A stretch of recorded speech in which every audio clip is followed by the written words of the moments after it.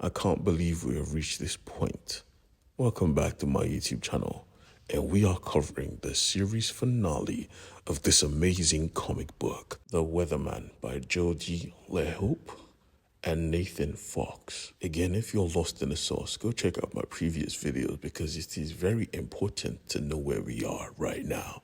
We are mid-battle. Nathan, or rather Ian, is facing off against a woman he cares about deeply, but he doesn't know yet because she lied to him. A lie so dangerous it has shattered their friendship. But she simply replied, I lied, yes, but I wanted to save lives, and you did too. Ian didn't give a shit. He grabbed her arm and he shattered it right there, right then. This was Commando Ian. He was not merciful, kicking her to the side. She had to watch from the catwalk as Marshall was dead and White was cradling his lifeless body. What she did next was unexpected. She ran. She literally left the planet, leaving Amanda to face off against Commando Ian alone. She tried to remind him that they were friends, they care about each other, but he said you only care about this. And as luck will have it, an explosion went off, pushing the trigger right into her hands. She simply picked it up and gave it back to him, saying, I don't care about this. I came for you, my guy. But Jenna didn't like this. He knew what this meant. So he made a choice. Ripping off the bar, he threw that shit and it pierced her hard. She was hurt. And even while she was on the ground, she made him realize, bruh, you're not too far gone. Even your daughter thought the same, making sure to show him the toy his daughter had personally gifted him, reminding him it's not your fault. It was his. It always was his. With this newfound conviction, he attacked, chasing down Jenna. But Jenna was a man of conviction himself. If I don't have the trigger, I will activate it by hand. And at that moment, back on Mars, after the whole coup was over, they saw it. A gigantic portal opened up. He could see Mars and she could see Venus. It was about to be over because the zombie horde was coming and they wanted blood. But so did Jenna because he clocked Ian in the face.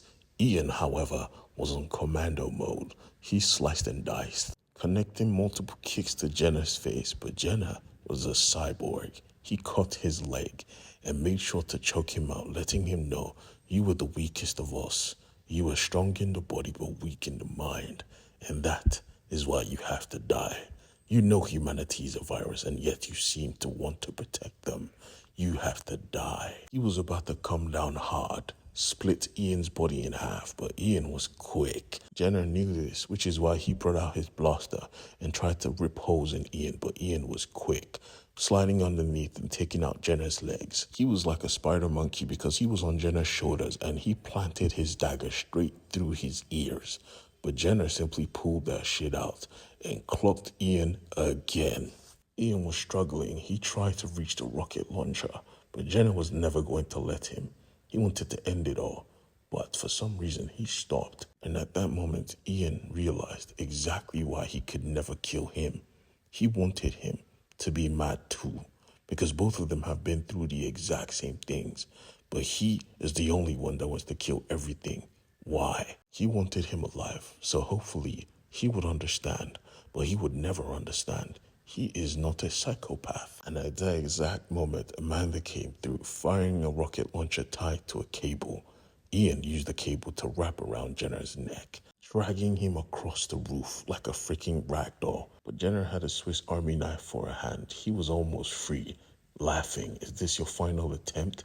You should have stayed a weatherman. Unbeknownst to him, it was actually raining. The wire got struck with lightning, and the water amplified it. He was roasted in one go. But you have to remember, he still had the healing factor.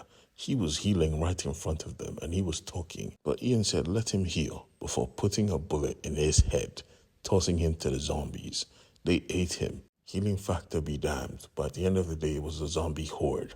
One body was never enough, and the portal was open. They could escape. But Ian said he was going to stay behind. Someone had to close it. So Amanda embraced him before heading towards the portal. She left, and he smiled, because this was a good death. This was better than he deserved.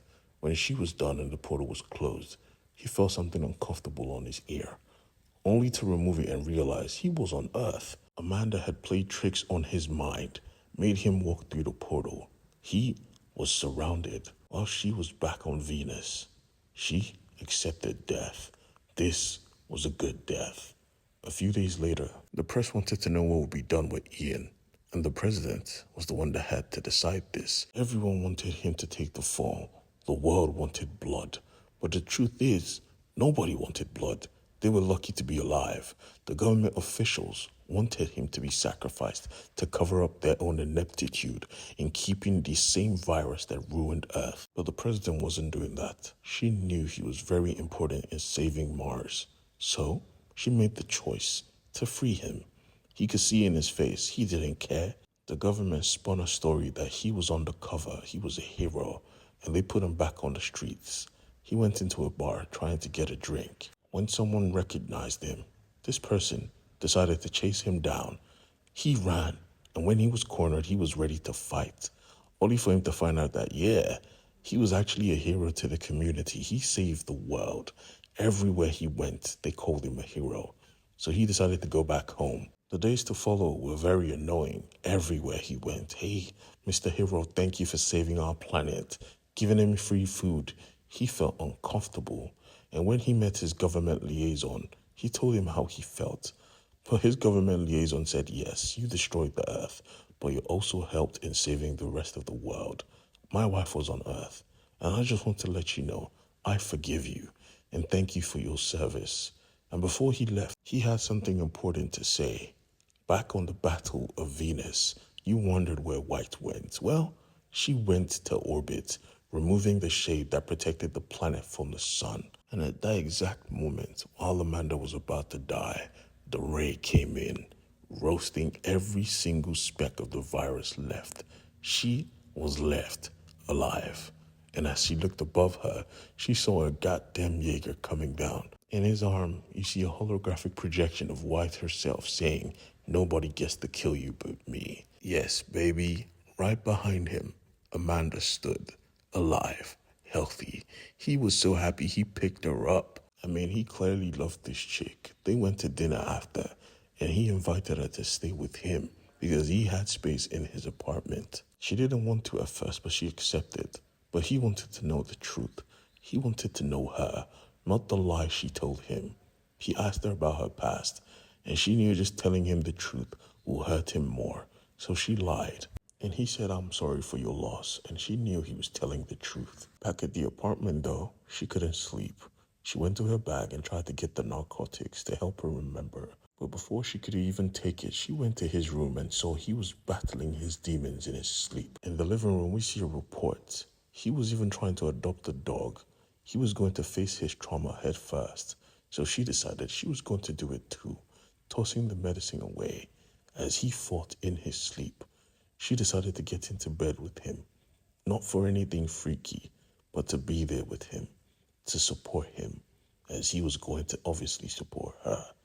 This is a beautiful ending, and this is an amazing freaking story. I want more.